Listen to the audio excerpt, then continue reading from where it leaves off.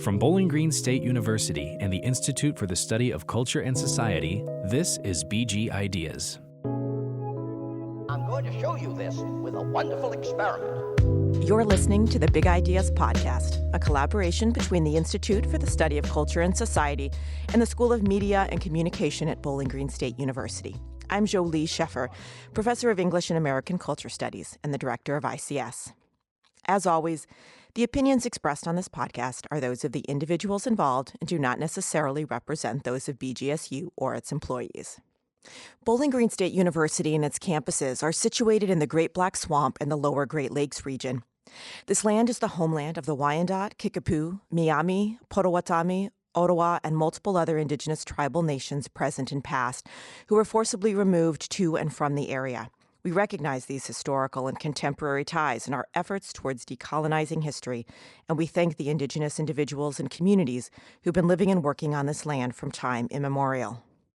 Today I'm talking to Dr. Michaela Walsh, who joins us as an ICS faculty fellow in fall 2022 to talk about how COVID has impacted transnational indigenous communities in the U.S. and Mexico. Michaela is an assistant professor in the Ethnic Studies Department here at BGSU. She teaches courses on gender and sexuality, race, representation, and culture in Latinx communities. She's also a member of La Conexión, a local nonprofit that advocates for the Latinx community in Northwest Ohio. Thanks for joining me today. Thank you so much, Jolie.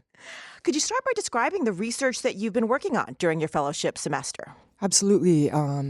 So I was curious about how COVID impacted an indigenous community 700 miles south of the U.S.-Mexico border in the state of Hidalgo. This community is known as the Ñañu, and they're a small community. Their population fluctuates between 500 and 1,500 people, depending on migratory patterns within the community. About 80% of the community lives in the U.S. And so I was curious about this community's experience. The majority of the people who live in the U.S. are undocumented, and the majority of the people in the Pueblo will probably make a trip to the U.S. to join family, to look for work. And so given that this is an indigenous community, their first language is not Spanish, but it's Ñañu, also how they refer to their mother tongue. So I was curious as to the information they were receiving about COVID, given that their first language isn't Spanish. I was curious about what was happening with the community in the U.S., also given that their first language is not Spanish and that a majority don't navigate English very well.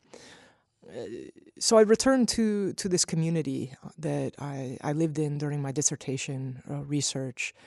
This community is interesting because they run a simulated border crossing experience 700 miles from the border, and they draw on their own migration histories and stories to perform for tourists what it's like to endeavor to cross the border. So I returned to this community virtually. I spoke with friends and members of the community on the phone and over social media and text messages to get a sense of how they were affected. One interesting thing I found out was that both in the U.S. as well as in Mexico, there was a real reluctance among them to get vaccinated. They were skeptical of the vaccine, in part because of their own distrust of the Mexican government, who has oppressed and violated them for centuries in one form or another.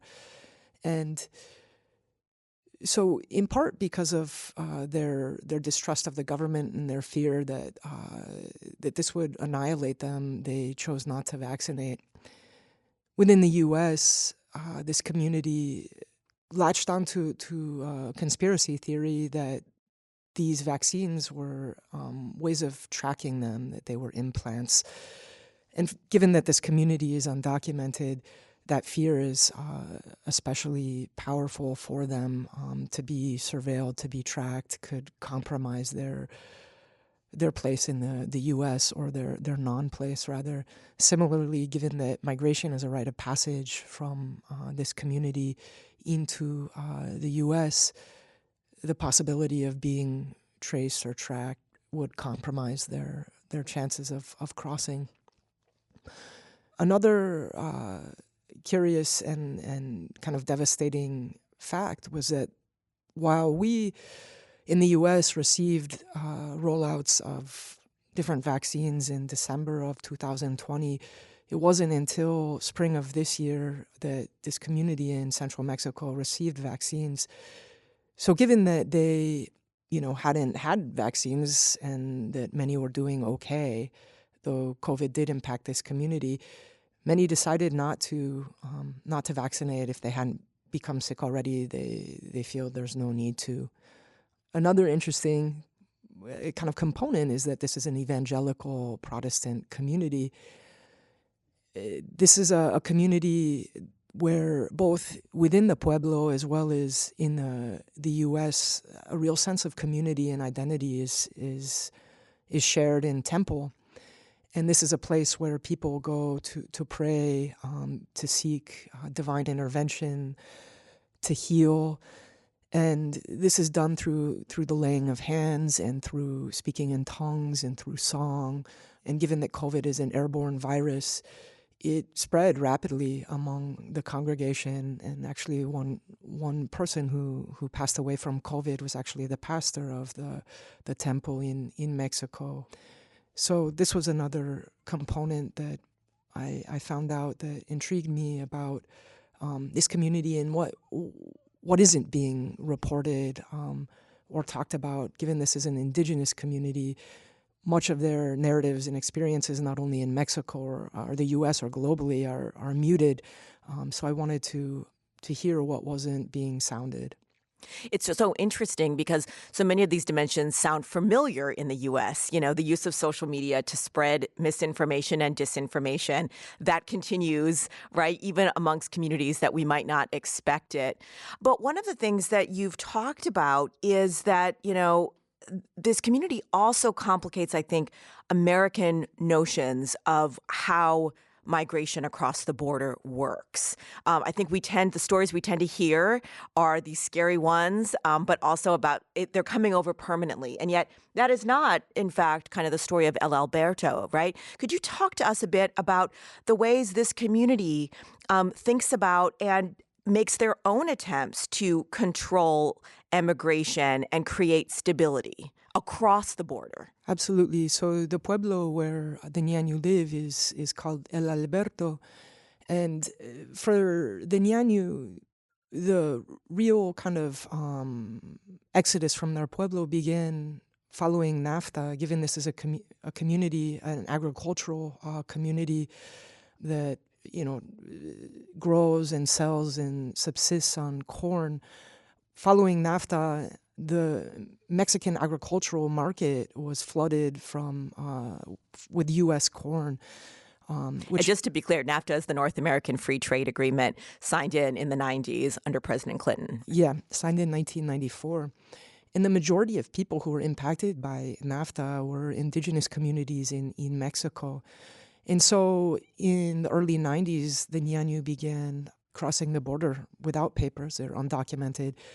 And working in the U.S., in Las Vegas, in Arizona, where many built McMansions. And the intent to settle in the U.S. has never been kind of part of this community's imaginary. The idea has always been to return once enough money was saved in order to build a house, in order to buy a car, in order to live a little easier.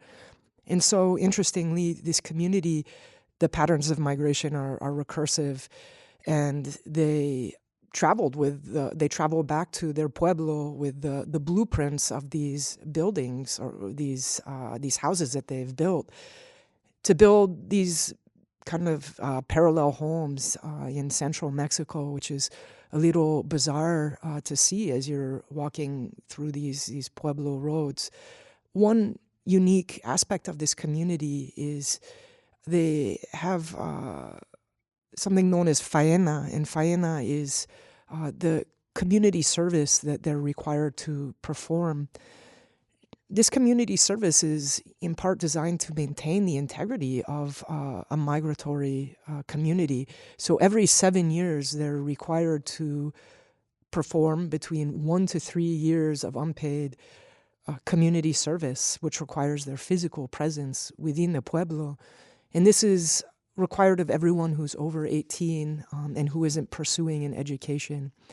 And so if you think about people who have established lives and livelihoods within the U.S. from this community who have to perform this social service to maintain their citizenship, it becomes complicated it becomes complicated to think about leaving the U.S. and everything that you've established there, including a family that you might now have there. When you go back to the pueblo and you leave the U.S., you have to prepare to support whatever infrastructure you have to maintain it. But more than that, it becomes problematic after you complete the service if you don't have the legal right to be in the U.S. to try to traverse a militarized border in order to return. The community service is a condition of one's citizenship, which allows you to cultivate a piece of land, build a home on that piece of land. It gives you protections from the community, legal protections, fiscal protections. And most importantly, for the Ñañu, it allows you to be buried on this sacred land. And that is one hallmark of belonging to this community. And so people actually make that sacrifice and return to the community in order to complete this service. And then they try to return to the U.S. Should I continue? Well, I just want to note that, it's really interesting here because you're not talking about citizenship in the way that we tend to think of it in the U.S., which is sort of authorized by the state. But it really is the community defining what the status of that is, what its rights are, and what the responsibilities are. So we're not talking about Mexico as a state. It's actually at the much more local level, right? Absolutely. It is at the local level. And as a result, citizenship can be reimagined and amended. So recognizing that people were really struggling to make it back to the U.S. given the intensification of border security, the community decided that the Ñañu living in the U.S. or anywhere else in the world, for that matter, can actually pay someone to complete their community service in order to maintain that belonging to the pueblo. So one thing that's interesting about this is that in a community with very little economy was created by people who pay members of the community, family, etc., to complete that service. In turn, that has cauterized loss of community.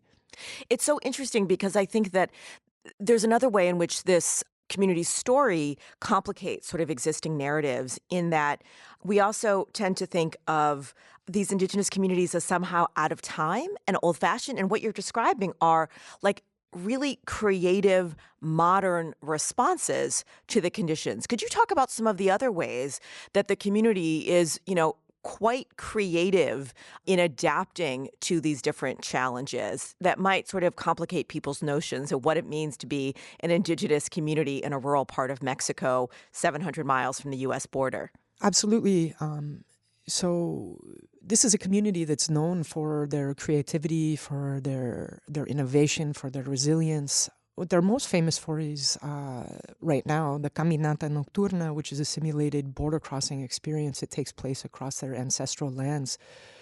So in order to kind of create some economy in a place where there really is no economy, this is very rural pueblo. It's an hour to the nearest hospital. There are no grocery stores, gas stations, convenience stores, etc. So how does this community maintain itself? So they've taken advantage or they've capitalized on the land that they live on, which has rushing rivers moving through it. It's known for its thermal waters, and they've created an eco park of sorts that draws people from larger cities around Mexico seeking relief from congestion from the heat. So as I was saying, they've invented something called the Caminata Nocturna, where they simulate what it's like to try to cross the border in an event that's marketed as an extreme sport as well as an attempt at raising consciousness as to the plight of the undocumented. This in turn is to also discourage younger members of the community from leaving. And it's been so fiscally successful that the Ñañu have been able to reinvest that money earned into their community to create a water park and to create other tourist attractions.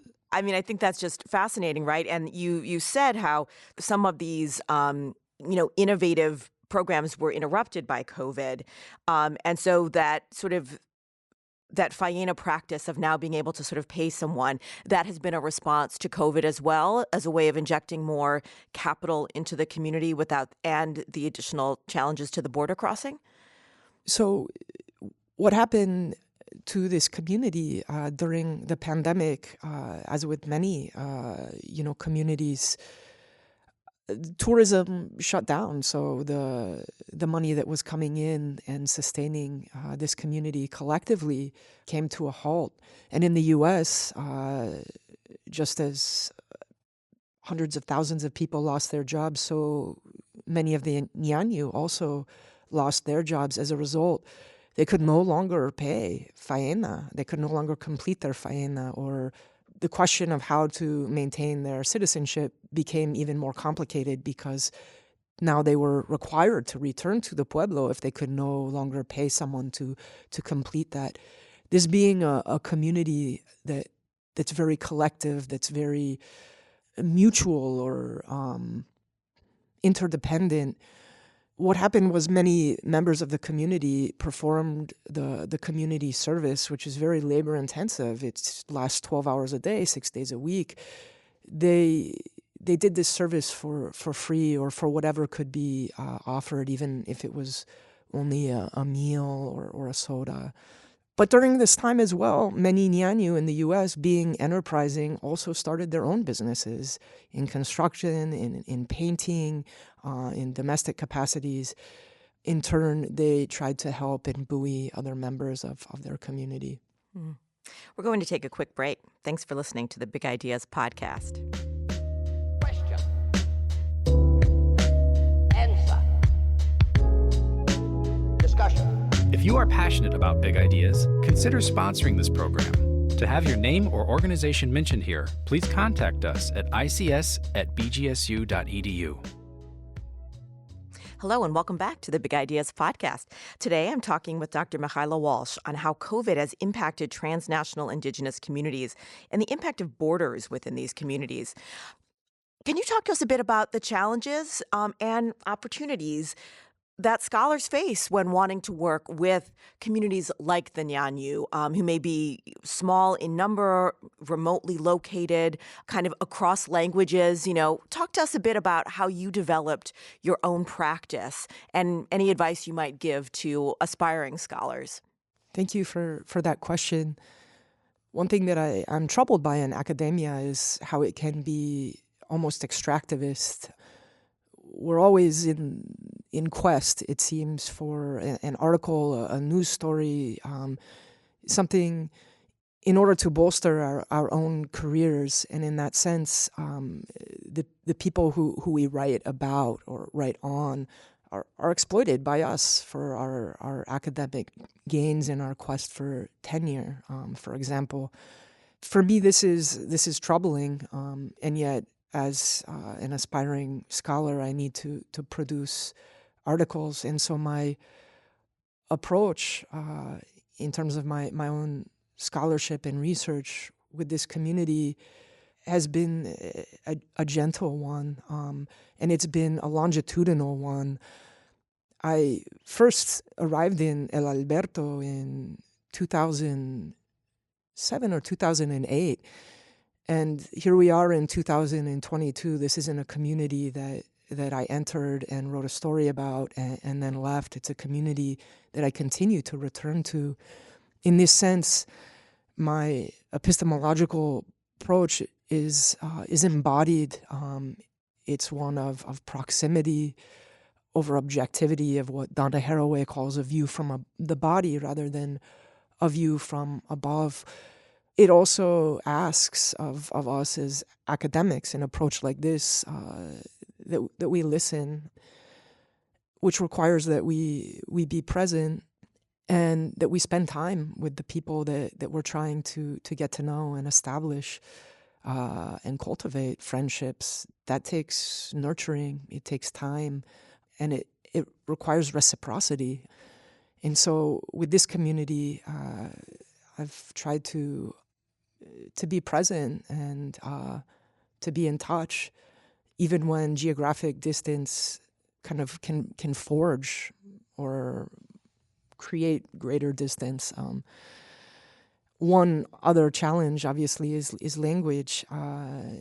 While I speak Spanish, I am very limited in my ñañu, but trying to learn a language and trying to communicate in that language has also garnered or allowed me, I think, more respect from the community who sees that I'm at least trying. I wonder too, obviously COVID added additional challenges, but I wonder if it also created new conditions for that relationship, since this is a community that had to deal with distance amongst their members because of COVID and people not being able to travel back and forth as much. So do you think that COVID also functioned to, not that it functioned to connect, but that the very survival strategies they had developed with their own members also allowed you to continue your relationship across distance? Yeah, I think one thing that many of us experienced during COVID was our desire to be in closer touch, even with people we hadn't perhaps talked with for quite some time. And at least for me, with this community, COVID, in a sense, deepened a connection where we were asking after one another, concerned for family members, for friends, for people that we know. And so I think that through use of technology, COVID did at least bring me closer to this community. And I think in some ways, this community has always been practicing, strategies of connection, whether it's sending material goods back and forth across the border, reminders of home, or glimpses of U.S. culture in the form of toys or technology. So that in some ways, the ñañu have always been performing what many of us learned more about in terms of how to stay in touch and be connected across space and time. Mhm. You talked about kind of having an embodied approach in your, relations with this community and in your practice. Can you talk about kind of what that looks and sounds and feels like, as opposed to this sort of maybe dry scholarly approach that we think of as, studying through books or even interviews? How do you try and bring some of that, embodiment and intimacy into the ways you interview, the ways you relate? I spend time in a place. Even before I was invited to live in this community, it was a community that I visited. I participated in the different events that this community hosts. I camped out, and I kind of got a sense of place and began talking to people. I would go to the same food stand every day, and I really loved the quesadillas that this one woman made, and it would turn out that she would become a good friend. And we began by bonding over food and discussion of mothers. And I think one component to an embodied approach that builds intimacy is a sense of whimsy. So I admired the way that she made tortillas from hand, massaging the masa and then slapping the tortilla and placing it on the comal or the griddle and watching it inflate. And I asked her to show me how to do this. And from there, a sense of trust or curiosity, of reciprocity as well. A seed of that was planted that gave way to more conversations and an unfolding eventually of a deep friendship. I think part of what you're showing in the way you talk about that is, patience is necessary, that this is not something that you can sort of go in, get what you need, and get out. I love the language of the unfolding, right? Because it's you don't know what will be the thing that opens the next chamber, right? Or that leads to the next question or possibility. Absolutely. All beginnings are fragile, and so it's important to tend to these beginnings so that they can grow. You've also, as part of your ICS fellowship, worked with local high school students as part of a community engagement project. Could you talk to us about kind of what you were doing and how you see this as connected with the kind of intellectual and community relations that you have with the Ñañu and El Alberto? Sure. So during the pandemic, one issue was how to translate information about COVID to communities whose first language, say, isn't English or Spanish, given that there are over 60 indigenous languages in Mexico that are spoken with, and of those over 300 different variants of that language. How is information disseminated to these communities? And this question led me to think about the importance of accurate, accessible translation. And I thought, students in BG High School's Spanish courses could showcase their language skills by creating art.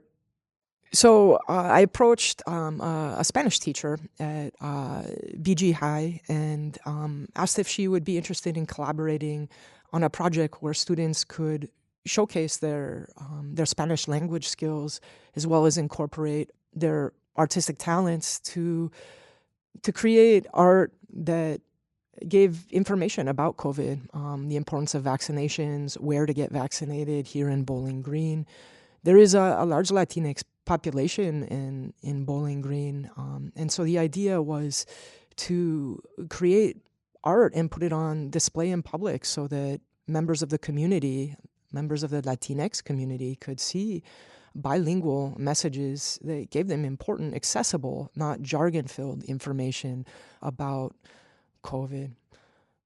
Your work outside of this project is also you as a scholar are deeply interested in different modes of communication, right? I know this about you, that you are a creative writer as well as, an ethnographer. Could you talk to us about kind of how you see the interplay between kind of creative modes of expression, whether it's like students creating art or it's sort of writing in different modes outside of the kind of academic article form? Why and how is that an important part of your intellectual practice?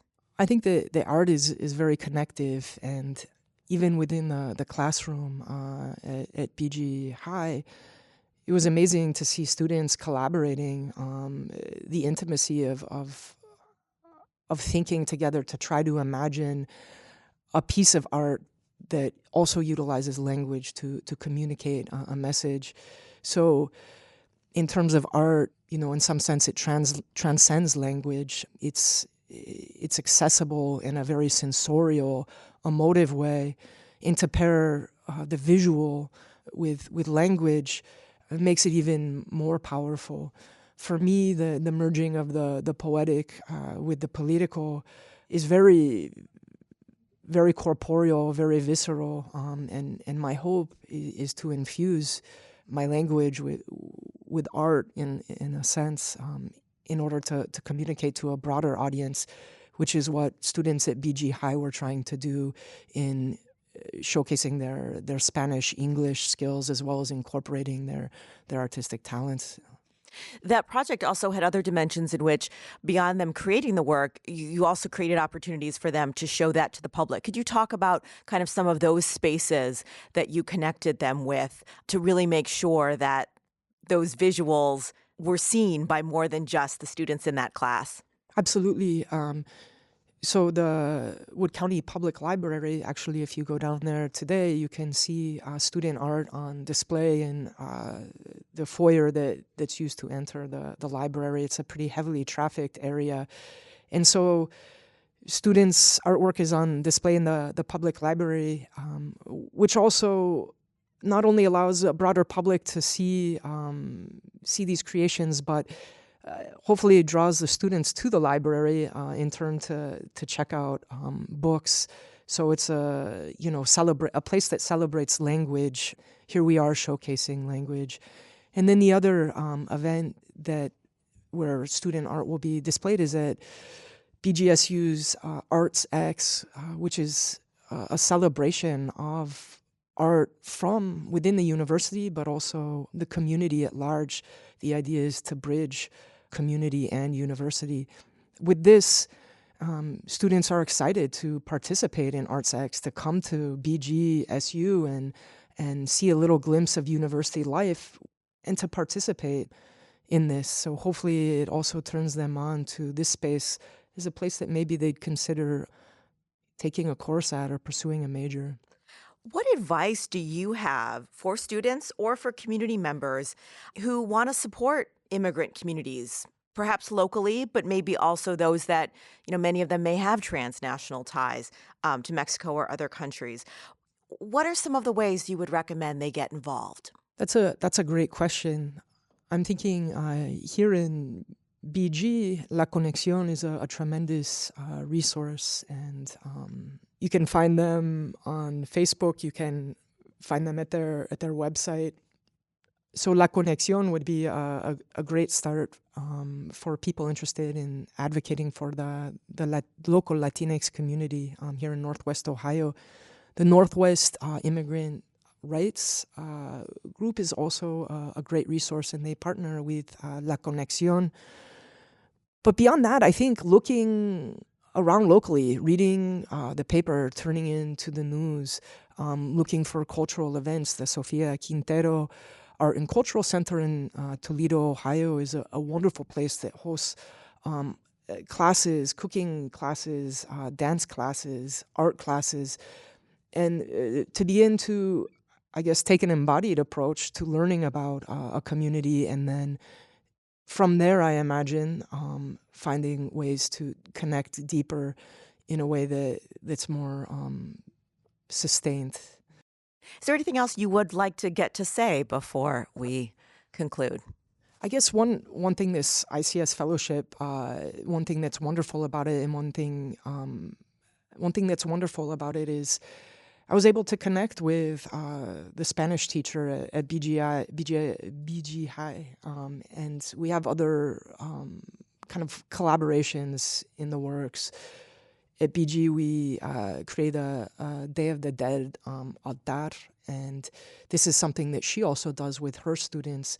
So finding ways to bring BGS students and professors to the high school and high school students to the college is something that unexpected that came out of this project that I look forward to. Oh, that's wonderful to hear.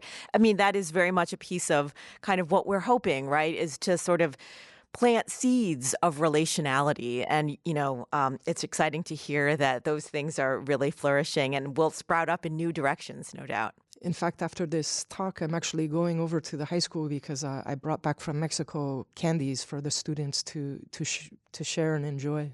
Fantastic. Well, thank you for joining us today. It's been a pleasure talking with you. Listeners can keep up with other ICS happenings by following us on Twitter and Instagram at ICSBGSU and on our Facebook page. You can listen to Big Ideas wherever you find your favorite podcasts. Please subscribe and rate us on your preferred platform. It really helps other listeners to find us.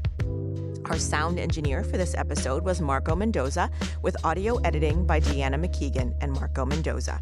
Research assistance was provided by Sophia Mikulski, with editing by Joe Alaya.